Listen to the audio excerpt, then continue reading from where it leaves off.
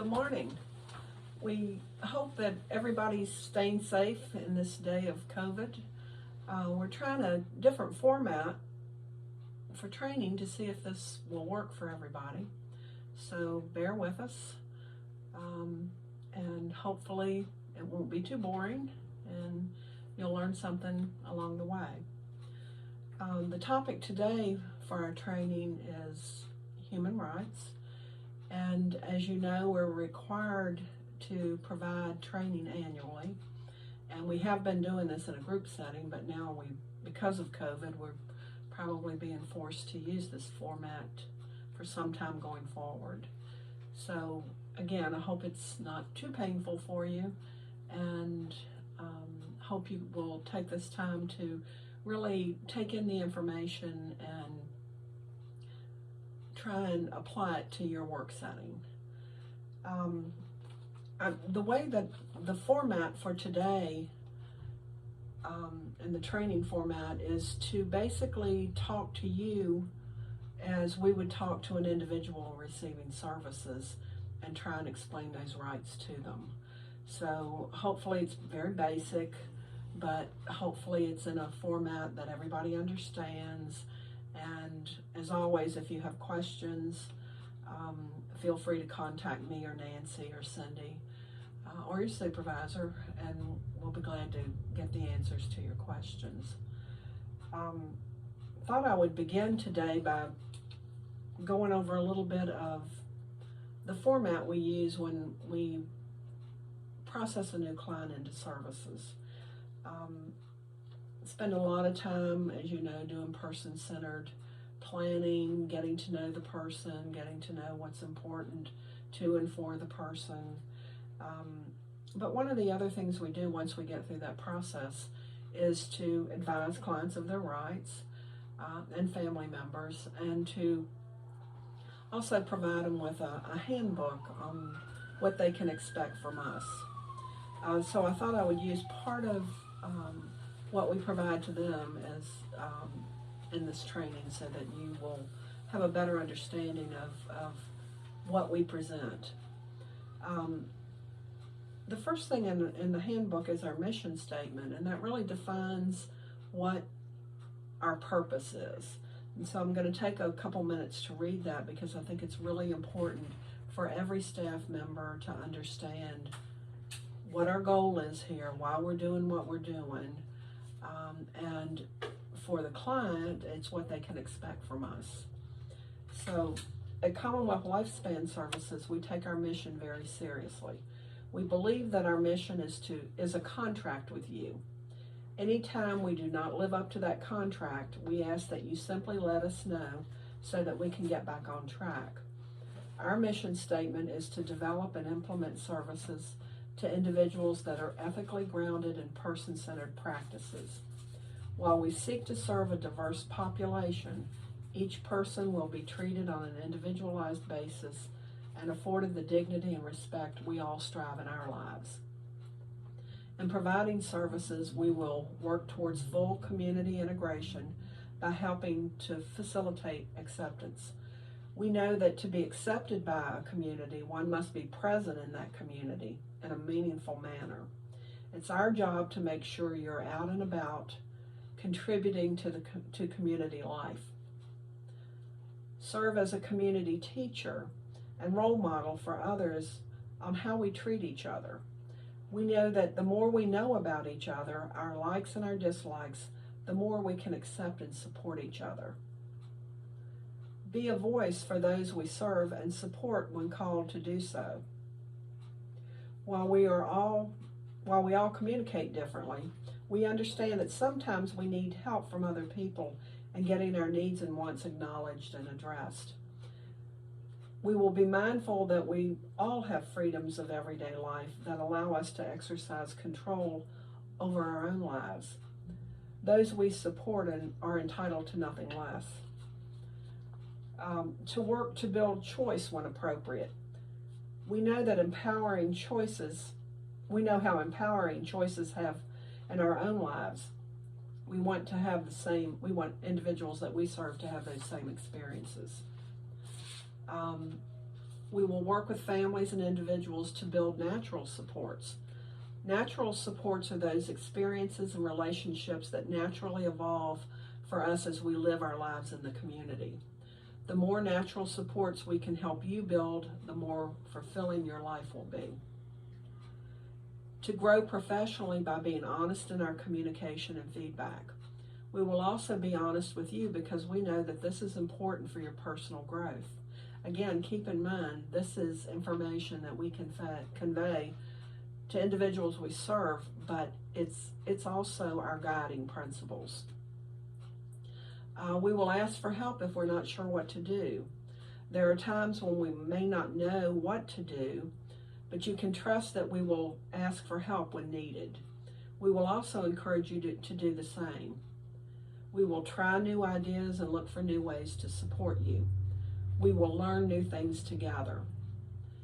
We will be open to listen and learn from everyone.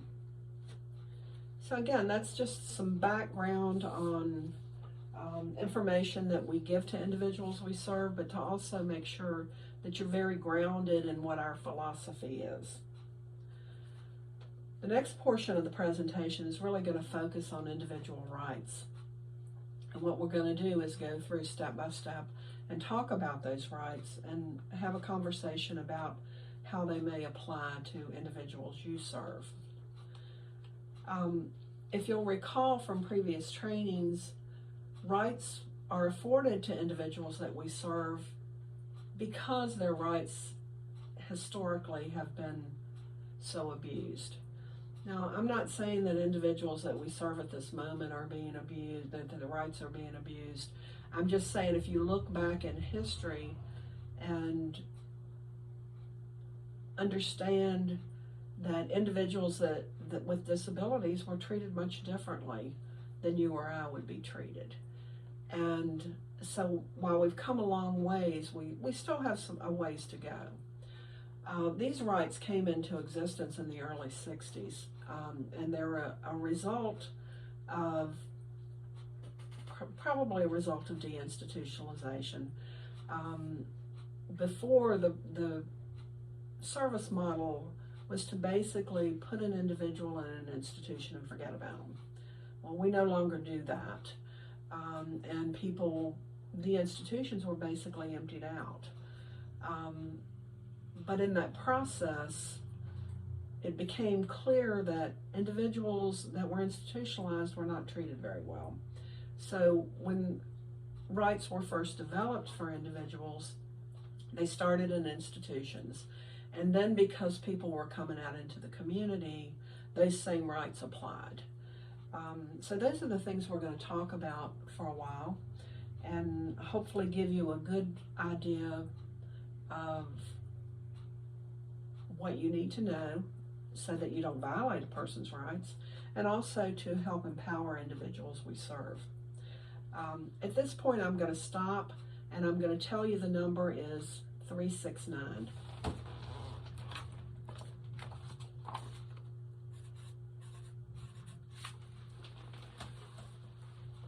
So, in order to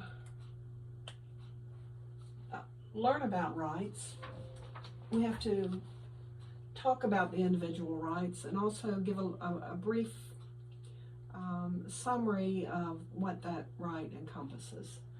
So, the first right is to be told by staff what the rights are.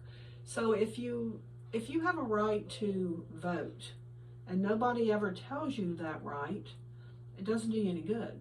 You'll never vote. So the same is true for individuals that we serve. If we don't tell them what their specific rights are as a recipient of our services, then they won't have the big picture and they won't be able to fully exercise those rights. So it's really important to us that we make sure everybody knows what the rights are. So again, to be told of your rights and to have those rights upheld. And to uphold a right really means to know about that right and to be able to take action that you as a staff person might need to take if you notice that a right is not being upheld.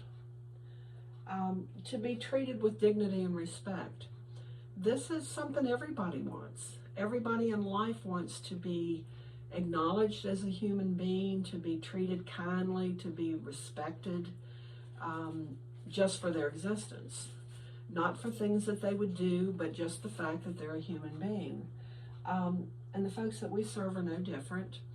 What's interesting about this right is this really is the right that is violated if there's ever an allegation of abuse, neglect, exploitation, serious injury to a client. So when a situation like that occurs and a staff person might suspect that a client is being abused, then this basically is the right that's being violated. So we have a responsibility to assure that to keep people from being abused, neglected, and exploited. And as mandated reporters, anytime that comes up, whether it's in our service or whether we see it out in the community or in the home, as difficult as it is, it's still our responsibility to report that. And your responsibility as a staff person and as a mandated reporter is to report that. That's all your responsibility encompasses. You don't have to prove anything, you don't have to investigate, you don't have to do anything but bring that forward to your supervisor. And your supervisor will in turn bring it up the chain so that we can take appropriate action. Anytime there is an allegation, then it requires that we do a full investigation. There's lots of steps that we have to go through, but the end result is to keep people safe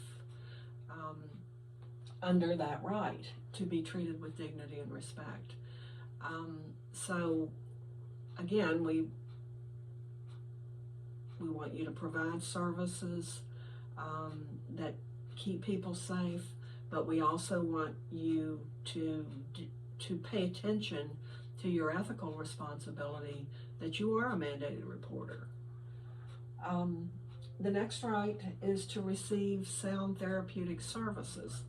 Now, the reason that this is in place is because things that were called sound therapeutic practices oftentimes were not. Things like tying a client up, things like you making all the decisions for a client, things like going out and playing in the dirt and calling it therapy. So the whole sound therapeutic services is based on a model of service delivery that things that we do have a purpose. We don't just haphazardly go into a home or work in a group home, in one of our group homes, and do whatever it is that we want to do. Sound therapeutic practices in service delivery really means that you, first of all, are person-centered. You know the person. You know what works for the person, what doesn't work for the person. You try and set an environment that enhances a person's ability to learn and grow. You follow the plan that's been developed for the individual. You know about the plan, you know how to implement the plan, you gather data on the plan. All of that is sound therapeutic practices. There's a method to what we do. We just don't go out and we're not babysitters. We have a plan that we follow with individuals, and that's your responsibility to implement. It's your responsibility to know it and understand it. And if you don't, it's your responsibility to say to your supervisor, wait a minute, I need additional training. And then it becomes the supervisor's responsibility to make sure you have all the tools that you need to provide good service. So always remember, there's a method to our madness. I mean, we do things a certain way. We ask you to do things a certain way because it's sound therapeutic practice. For example, one of the things that we know in this field is that if we are to effectively teach somebody a new skill, then we have to be repetitive. We have to do it over and over and over again. And not only do we need to be repetitive, we have to do it the same way. And for people that have multiple providers, the importance of that is so that the client can learn. So we only do it a certain way. The example I use all the time in training is how people wash dishes. If you're going to teach the skill of washing dishes, then we need to figure out how that skill is going to be taught. And then everybody that's going to be teaching that skill in the course of the person's service life will be teaching it the same way. Because, again, we know, history tells us that sound therapeutic practice. It's been proven.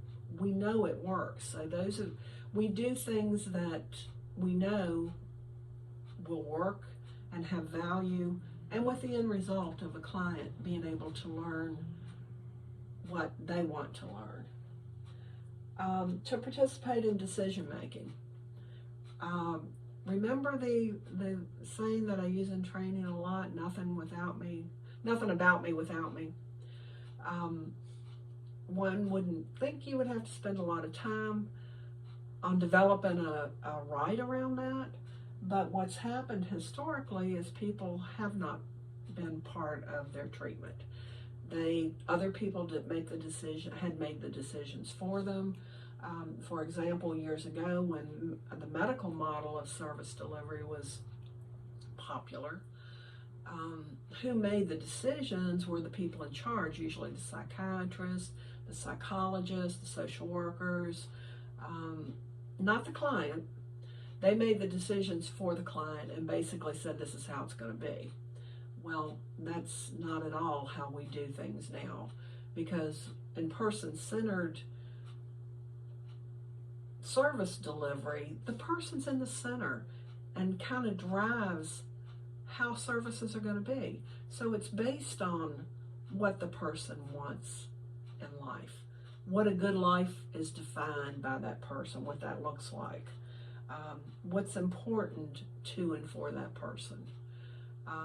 So if the person's not involved in the process, then I guess what I would ask you is put yourself in that position and think back at a time when other people made decisions for you and you had no control over it. How did that feel? Nobody likes to be in that position. So the individuals have a right to participate in any and all decisions made about them. To have their information kept confidential. Everybody knows the rules on confidentiality, that you can't talk about any client information to other people without the individual's written consent. We can't release information in records without written consent. Again, this one makes sense when you turn it around on yourself. And how about you have a serious medical condition and I blab it to everybody? You wouldn't like that. Nobody would like that. Our health information is protected, and we need to make sure that it is always protected. To look at and correct your service record. Again, this is written from a client perspective. And the reason why that's important, because it's empowering for individuals. If you went to a psychiatrist and the psychiatrist in your service record made a determination that you felt like was just really inappropriate, you have a right to see what's written about you.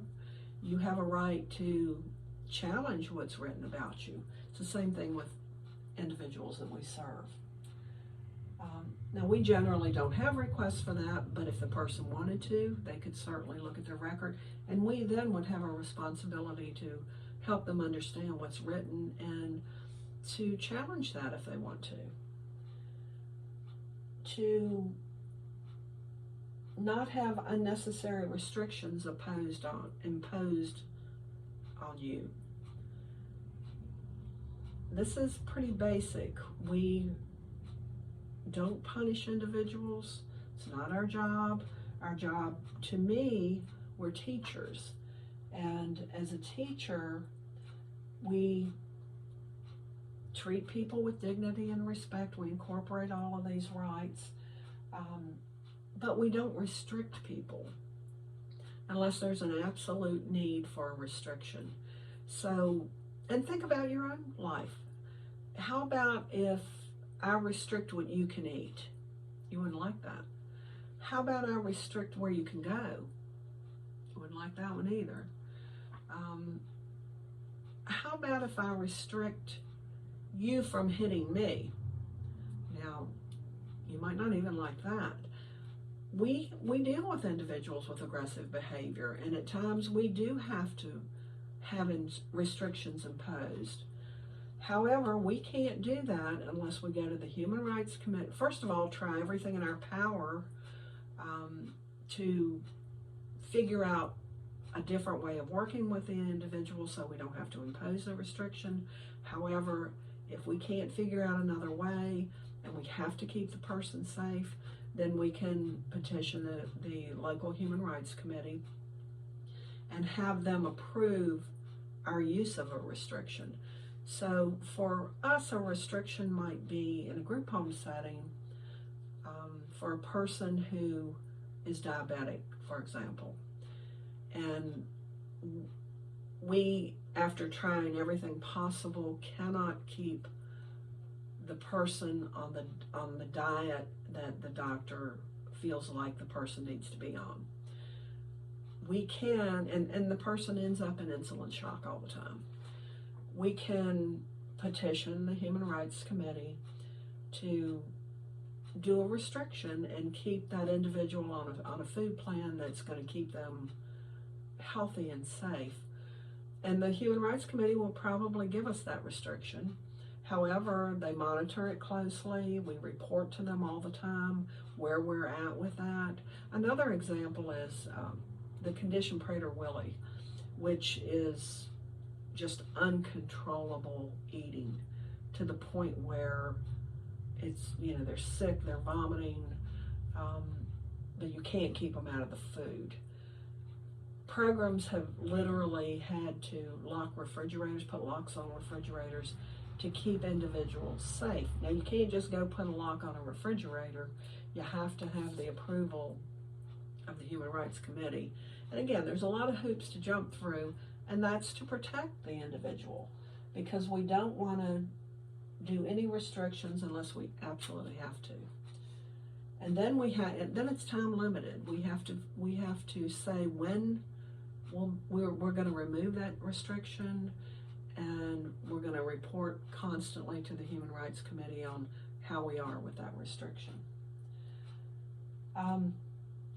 To be free from the use of seclusion, restraint, and timeout, we just don't do that. It's inhumane, it's humiliating, it's, call it what you want, we don't do it. Can we do it? We could do it through the Human Rights Committee if we absolutely had to. And we're talking about severe aggression that is difficult to control. We're talking about severe behaviors. So no, we don't do it. We have no plans to do it. If we do it, then we would jump through every hoop that we would need to do that. But my hope is we will try and figure out a better way. Individuals have a right to work if they desire to work and be paid for that work. Again, this historically is something we've exploited people. We've used them for cheap labor. We work them in fields. Not we, meaning my business. We as a society is what I'm saying. So in order to make sure that people are not abused in a work setting, then they have a right to work if they choose to work, and if they choose to work, they have a right to be paid for it. Now, the question that comes up oftentimes with that particular right is, so what about in a group home setting and individuals are responsible to keep their rooms clean? Well, that's kind of work. We pay other staff to do that kind of work, but when it's part of their treatment, it's not considered work. So it's in the individual's plan that they're going to clean their room once a week, do the laundry, things like that. Things that could be considered paid work, that as long as it's part of the treatment plan, it's not considered work. The right to refuse or to agree to participate in research. This is one area of human rights that is just so ugly because of the atrocities we've done to individuals.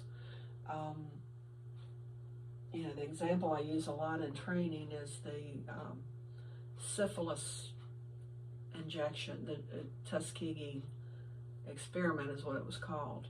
But basically injecting or withholding treatment for people with syphilis to see how that goes, and not even telling them what you're doing. Some of the early research they used to do on individuals that, to see if shock treatment were effective, to see if headbangers, things like that, just really harmful things that we've done to people. And now the reason that this right is in place is, yes, a client can participate in research if they choose to do that. However, the Human Rights Committee, we need to understand that they fully know what they're agreeing to participate in, and the Human Rights Committee generally will have to sign off on it in order for that to happen.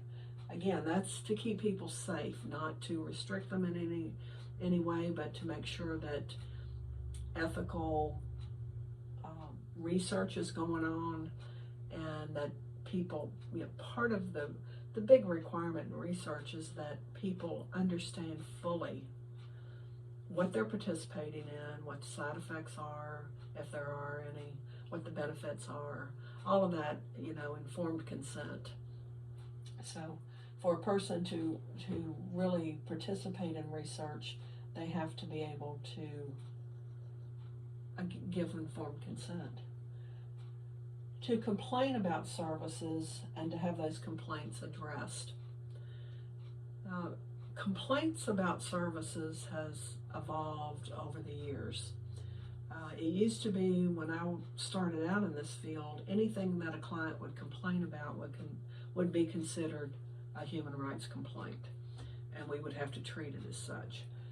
The interpretation these days pretty much defines a complaint as a dissatisfaction with services. So, and you have to be able to tie it to one of these rights.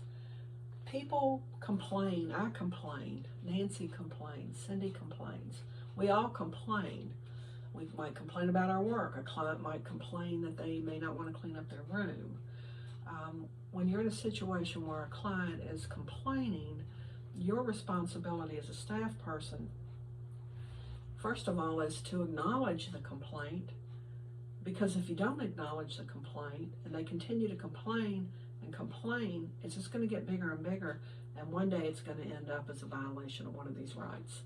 So your responsibility as a staff person is to listen, again, being an active listener. That's part of person-centered practices, is to listen to what people tell us that we work with, and try and address the complaints. So if you're complaining about having to wash your clothes, is there a different time we can do it that you would like better? Is there, what is it that you don't like about it that maybe we can change? But to just try and listen and then problem solve with the individual to make it a win-win for everybody. Because as you know, we got to wash clothes. We have to be clean. So how can we make this? And again, it takes the ability to listen and take that information and do something with it that works for everybody. But there's a couple types of complaints that you might get that you can't ever solve informally. And those are complaints of abuse, neglect, or exploitation. And that's to be reported immediately. We talked about that because that's a major rights violation up here. It's to be reported immediately to your supervisor. Supervisor will immediately take it up the chain to either me or Nancy, because we're the individuals that can do the investigations. And then you're done with it. Your job is to be quiet about what you've reported, because it's not everybody's business, and let us do what we need to do with that. The second kind of complaint that you must immediately bring to the attention of management, again through your supervisor up the chain, is any complaint about discrimination of services. For example, the client would say, I feel like you're not treating me right because I'm black, or I'm a girl, or because I can't walk as fast as you can because I have a disability. Those immediately have to be brought to the attention of management for review and disposition. So I put on here who can help individuals with their rights. Again, it's our responsibility as a service provider to make sure that we tell people their rights, and we do that ongoing, and our responsibility to train you ongoing about rights. But who can help is the DSP can help. You can help. Oftentimes when people complain, just like I said, think about the lowest level possible when people complain. Try and resolve it. Now, serious matters you can't resolve, and bring those to the attention to your supervisor right away. But the day-to-day things, you have the power to solve those, and solve and resolve to the person's satisfaction. Don't sweep it under the table, and don't ignore it. Listen to what the person says and try and problem solve. For complaints that need to be brought forward, anytime there's an issue, I'm the local advocate, and my number is 540-862-5221. The regional advocate is Artia Ambrose, and her number is 804-489-8137.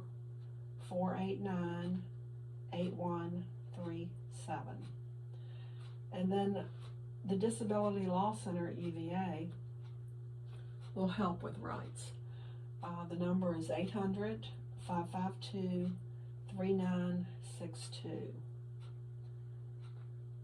So again, it's a little bit different format than we're used to using for training, but if you have questions, you have any concerns, please call me, call Nancy, talk to your supervisor, so that we can get you the information and training that you might need to understand better. We will continue these types of trainings, and as long as we have to with COVID. And at this point, I'm going to stop and tell you the number is 668.